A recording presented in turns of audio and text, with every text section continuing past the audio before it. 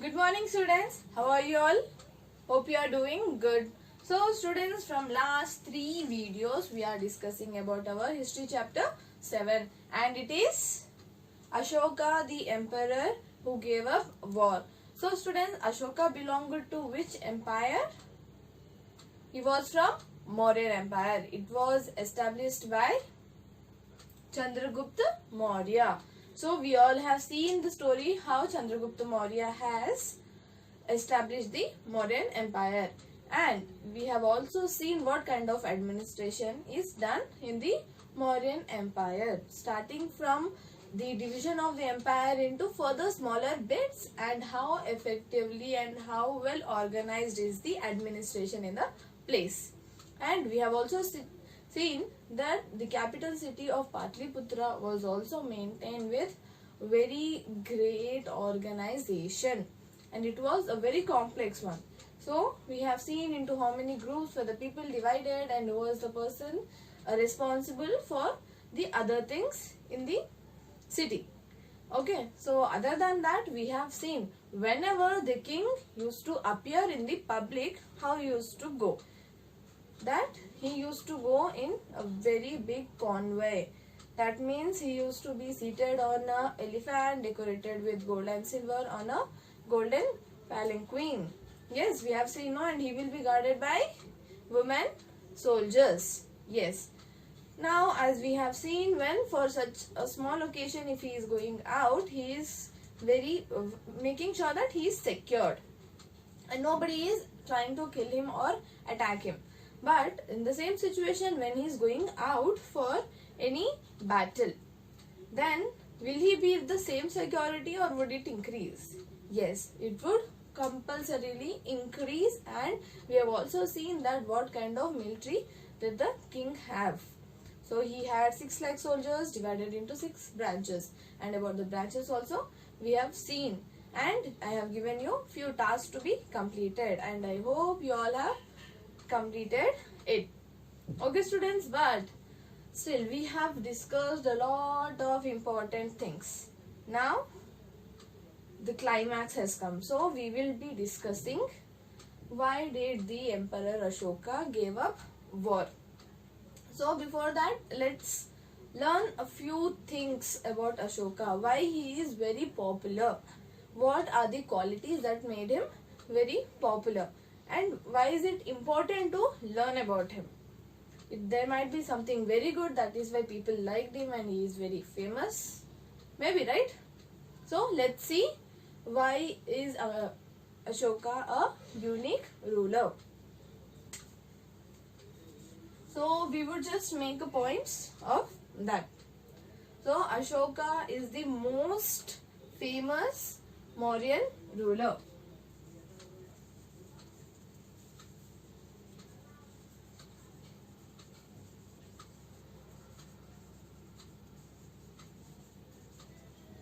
And he is the son of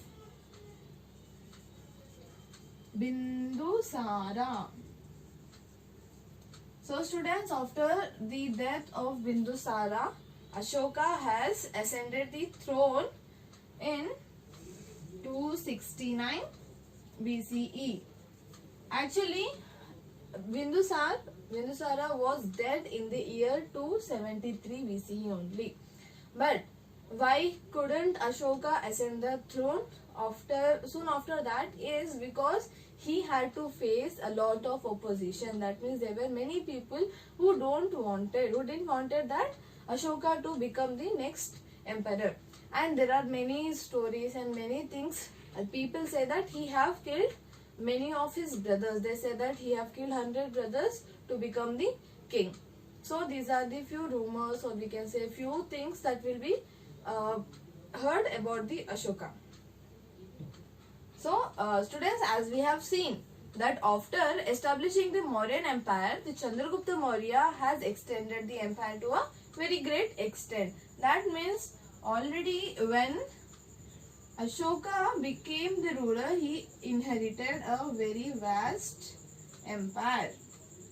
It was not that he just got a small kingdom and then he have stretched the frontiers to a great extent. He have got a big empire that he have made even more bigger. So after he became the ruler, he have followed his father and grandfather, that is Bindusar and Chandragupta Maurya. He followed their footsteps, and he also tried to increase the empire as much as possible, the way his father and grandfather did. So he also aimed at extending the empire. Okay, so now as we have seen in the earlier map that he have conquered almost all the parts of India, but the most difficult part that he felt was Kalinga. Okay, now as he have tried almost all parts to be covered, and whenever he used to go for any war, almost maximum times he used to win and come. But Kalinga was a place where his father, that is Bindusar, also wanted to conquer, but he was not successful in it. So it became a very kind of interest or a passion for him that he has to conquer over the Kalinga. Now, when we are telling that Bindusar also wanted to conquer over Kalinga, Ashoka also tried to conquer, then was it so easy for them to conquer? No, it was not, because the army of the Kalinga was also very powerful. So it is said that people of Kalinga loved their freedom very much. They don't wanted to give up their freedom. Okay. So when the threat comes, suppose a king is wanted to conquer their place, not only the army, not only the soldiers, even a common man, small children would also come into the fight so that they can protect their independence. So in all these situations, we can say that it was very tough for Ashoka to conquer over Kalinga. So at last he have conquered the Kalinga also.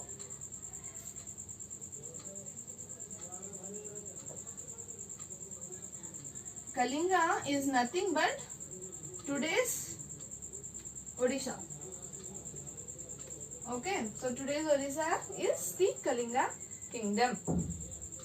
Okay, students. Now his father wanted to conquer the Kalinga, and he also tried a lot, and at last he was successful in conquering Kalinga.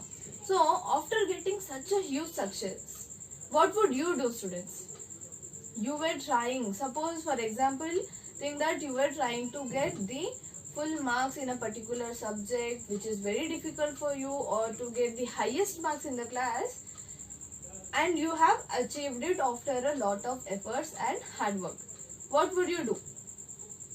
You would obviously have a great party and you will celebrate it. Do you know what was the Ashoka's reaction? What he felt after winning? Do you know? Do you want to know? Yes, we will see how Ashoka have felt after winning Kalinga, which he and his father really wanted to conquer over. So students, Ashoka war in Kalinga. So this is an inscription that was made on the orders of Ashoka. So what it says is that after becoming the king, after 8 years, he have conquered over Kalinga. So in that war, almost 1.5 lakh people were captured. That means they were imprisoned. As we have already seen, the people who are captured from a war would be treated like slaves. And not only that, more than 1 lakh of people were killed in the battle. So, and that seeing that lakhs of people were killed in front of him, maybe he was the main reason why all these people were dead. If he didn't wanted to conquer Kalinga, this battle wouldn't have happened. and this battle wouldn't have happened, then all these people might be alive. So he considered that he was responsible for their death. And this scene, seeing the condition of the battlefield, that it was completely bloody here and there, everywhere, wherever he could turn, he only saw blood. So that scene, that scenario of the battlefield have filled the Ashoka with sorrow. Now he said, whenever an independent land is conquered, lakhs of people die and many are taken prisoner. Brahmin and monks also die. So he is just, as he was telling his feelings, the same things were inscribed on the walls. So people who are kind to their relatives and friends, to their slaves and servants, die or lose their loved ones. So when we see, if any battle happens, not only the warriors, not only the soldiers get affected with it, but also their families. If a soldier dies, who will be the most infected or most affected person with that? It would be their family members. Yes. So that is the reason he was really sad, and from that time he have decided to practice Dhamma and also others to teach it. Okay.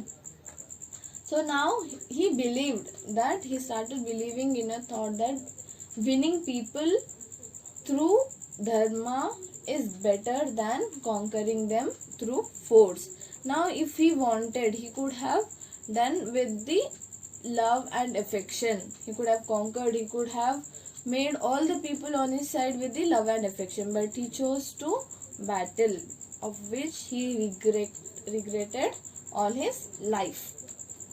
I am inscribing this message for the future, so that my son and grandson after me should not think about war. Instead, they should think about how to spread Dhamma. That means he gave up the war, and whatever he felt by inscribing all the things, he is telling that not only him, his future generations should also not think about the war and not affect or not kill or not become a reason for anybody's death. So students, Dhamma is nothing but a Prakrit word for the Sanskrit term of Dharma. You might have heard that the word Dharma. So in Prakrit language it is called as Dhamma. So no need to get confused about it. Dhamma means Dharma. Okay. So students, we have seen about the Ashoka's war in Kalinga, and it is said that Kalinga war was the turning point of Ashoka's life.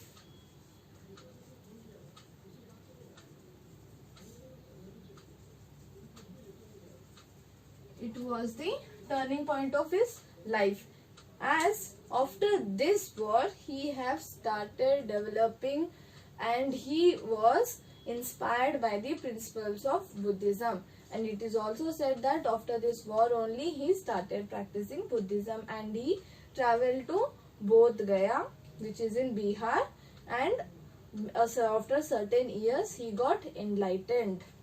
Okay, so we have seen in the previous lesson about Jainism, Buddhism, how can a person get enlightened. So here, after going to Bodh Gaya, our Ashoka got enlightened, and he wanted, and first of all he started practicing the Dhamma. So students, as I have just told, Dhamma is nothing but Dharma. So if we see, Dhamma is the Prakrit word and Dharma is Sanskrit. Okay. So now what was Ashoka's Dhamma, which he was following and also wanted all his people, that means the people who were living in his kingdom or empire, he was following and he wanted everybody else also to follow. So in his Dhamma he did not involve any performances or any sacrifices for the God. He did not believe in the worship of the God.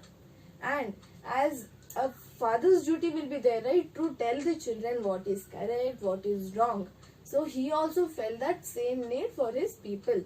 So if we can imagine that he felt that he is the father and all the citizens, all the people living in his kingdom were his children. So as we see that at that time there were many people from different religions existing, and they usually had conflict among themselves. And not only that, many people would have some or the other quarrels or small fights among the family with neighbors, so which caused some unpeace was not maintained in the empire. So what he did, he have assigned Dhamma Mahamattas.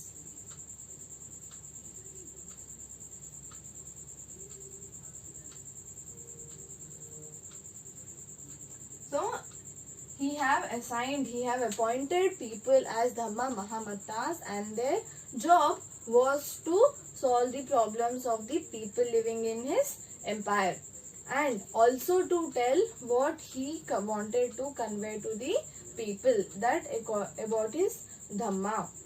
And now, as we have seen, as we have read about one of the inscription which was made on the orders of Ashoka, right? Yes. So what about the people who cannot read it? That inscriptions were meant for the people who were passing by to read and to obey the things. What about the people who did not knew how to read, how to write, all those things? So not only spreading, not only solving the problems, it was responsibility of Dhamma Mahamattas to read out what was written in the inscriptions for the people who cannot read. Okay. Yeah. After that, he also have appointed few messengers. So, and he have sent these messengers to different parts of the world to spread ideas about Dhamma. So places, for example, Syria, Greece, Sri Lanka. So for example, we can take these places where he have sent the messengers to spread the beliefs or the thoughts of his Dhamma. So, and it is also said that he have sent his own daughter and son to spread the teachings of Buddhism and about his Dhamma. Okay, students. So now from that time we are talking that he believed in this, he started practicing Dhamma, and he wanted the people also to practice Dhamma. But what was Ashoka's Dhamma first of all? We have seen that he did not believe in God, worship of the God, did not believe in performing sacrifices. Okay, so not only this, there were many other things which were included in the Ashoka's Dhamma. So we'll see what his Dhamma actually told us. So we'll see what were included in the Ashoka's Dhamma. So first thing, to obey their parents, to be liberal to friends, acquaintances, relatives and aesthetics, to abstain from killing animals and practice ahimsa or non-violence, to be moderate in expenditure and in acquiring possessions, to cultivate compassion, truthfulness, purity, gentleness and virtue, to treat servants with care, show reverence to teachers and gentleness to all. So, students, don't you think all these things will be taught by your teachers in the school and your parents at home, how to behave and how to be a good child and student? So, these are the things which you usually hear. And these were only the things that were told by Ashoka to the people whom he wanted to follow the Dhamma. So to treat the friends, the relatives and the monks and sages. Ascetics are nothing but the people who are, like, we usually call them as monks, saint, sage. So ascetic is just a synonym of them. So not killing animals and practicing ahimsa. So as our Gandhiji also have practiced it. Yes. So even we should. To be moderate in expenditure and in possessions. That means we should have a control over ourselves when we are spending, and we should not have much possessions. That means it can be in terms of property or any other things. Okay. To cultivate compassion, truthfulness, purity, gentleness and virtue. So all these qualities are very good and it should be practiced and taken up by all the people. And to treat servants with care, respect teachers and show gentleness to all. So whatever might be the person's occupation, whatever they are doing, whatever their age is, that nothing matters. We should give them respect in all the situations. So here this is another message that Ashoka has given for his subjects. Here subjects are nothing but he is referring to the people living in his kingdom. So here he is saying that people perform a variety of rituals. It can be on different occasions, like if somebody is not having a good health, they are unwell or sick. To get them well, they perform rituals. To see that a child, whenever the child is getting married, it happens smoothly without any problems, they do rituals. When a child is born, then also they do rituals. When they are starting for a journey, when they are thinking about or planning or starting a travel, they do rituals. So according to Ashoka, all these rituals are not useful. Instead of that, people should observe other practices which are more fruitful. So instead of he said that wasting the money or wasting the time on these rituals, better you practice some other things which are more fruitful. So what are the practices he is asking us to follow? Let's see. Those are being gentle with slaves and servants, respecting elders, treating all creatures with compassion, giving gifts to Brahmins and monks. It is wrong to praise one's own religion and criticize others. So many things we have already discussed, students, but this is something very important. So that we are not supposed to praise one's religion and criticize others. If you like it, you praise, but it should not be criticizing the other's religion. If you are very fond of your religion, you can talk about it, you can tell people about it, but you cannot tell that others religion is wrong or criticize others religion. Okay, each one should respect the other's religion. If one praises one's own religion while criticizing others, one is actually doing greater harm to one's own religion. Understood the meaning, students? That any religion, whether it is Islam, Christianity, Hinduism, Jainism, Buddhism, nothing asks us to criticize others. It always tells us to respect, love, have affection, compassion towards other people. Not even a single religion will ask you to develop hatred or criticize others. So if you are criticizing others, that means you are kind of harming your own religion and insulting it. Yes. So therefore one should try to understand and maintain ideas of others' religion and respect it. So nobody is asking you to change your religion, but you should show the respect towards the other religion. We usually say it, no? Give respect, take respect. Yes. So we should practice that. Okay. And our first Prime Minister, Pandit Jawaharlal Nehru, also told that his edicts, that means instructions, still speak to us in a language we can understand, we can learn much from them. So we have seen that whatever Ashoka was trying to tell us, those are very good and to be practiced even today. So students, finally we have seen what is Ashoka's Dhamma saying us. What are the things we should practice. So students, I leave it up to you whether you want to practice or not. So So as I can tell you again, these are the only things that as a teacher and parent we want you to follow. Yeah, okay students. So and these inscriptions were not written in English like this, right? They were written in different languages. Now think of a language in which it can be written and why it was written in that language. They were written in Prakrit language because it was the most spoken language by the common people at that time. Now if we see, more than Hindi, Telugu or any other local language, we speak English more often. Yes?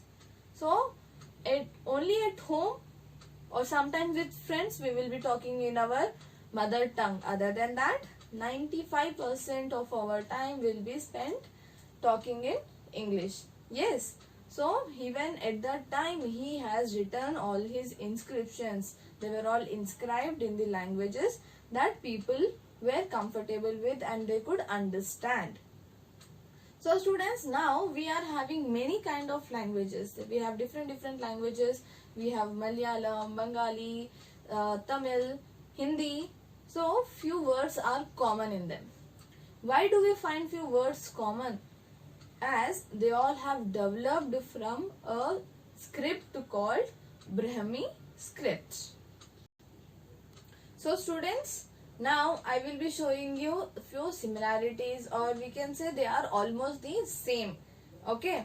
So as I have told, all major of our languages have evolved or developed from the Brahmi script. For example, we can take our Hindi today, Tamil, Malayalam, Bengali. So maybe the way we write is different, but we spell is same and they almost look similar to each other, you know. Let's see whether it is with only one letter or others also. So early Brahmi script looks something like this. So students, you can take a screenshot of all the languages which I am showing you. So here the first letter is A, next is A, I, E. So usually how we have in our Hindi and Telugu, almost they sound the same. So in below the symbol they have written in English how it is to be spelled. Okay. This is Devanagari or Hindi script and you all are very familiar with it, right? Yes. So next is Bengali. See students, A is also very similar to the Brahmi script and Hindi. Now comes Malayalam. They all are written in the same way. And they all are spelled like I, E. So, same thing. Tamil. Even Tamil is the same.